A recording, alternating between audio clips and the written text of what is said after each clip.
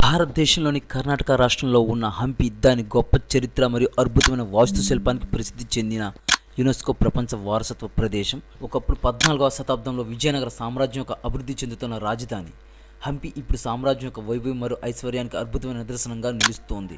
విజయనగర సామ్రాజ్యం 1136 నుండి 1565 మధ్య దాని అత్యున్నత స్థాయికి చేరుకుంది మరియు ఈ కాలంలో హంపి ఒక ప్రధాన వాణిజ్య కేంద్రంగా మరియు సాంస్కృతిక కేంద్రంగా అభివృద్ధి చెందింది.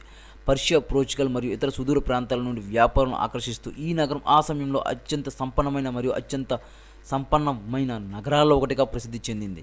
అయితే 1565లో సామ్రాజ్యం దక్కన్ సుల్తానేట్ ఆధీనంలోకి వచ్చింది.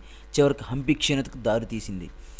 4100 హెక్టార్లలో విస్తరించిన హంపి యొక్క ప్రకృతి దృశ్యాలు, కోటలు, రాజు సముదాయాలు, దేవాలయాలు, పుణ్యక్షేత్రాలు, స్తంభాలు, మందిరాలు, మండపాలు, స్మారక నిర్మాణాలు, నీటి నిర్మాణాలు మరియు మరిన్నింటితో సహా 1600కు పైగా మిగిలిన ఉన్న అవశేషాలతో అలంకరించబడి ఉంది. ఇప్పటికీ వాడుకలో ఉన్న విరూపాక్ష దేవాలయం, ఐకానిక్ రాతిరథంతో కూడిన విఠల దేవాలయం మరియు ఒకప్పుడు సందడిగా ఉండే మార్కెట్ స్ట్రీట్గా ఉన్న హంపి బజార్ యొక్క ముఖ్యాంశాలుగా చెప్పుకోవచ్చు.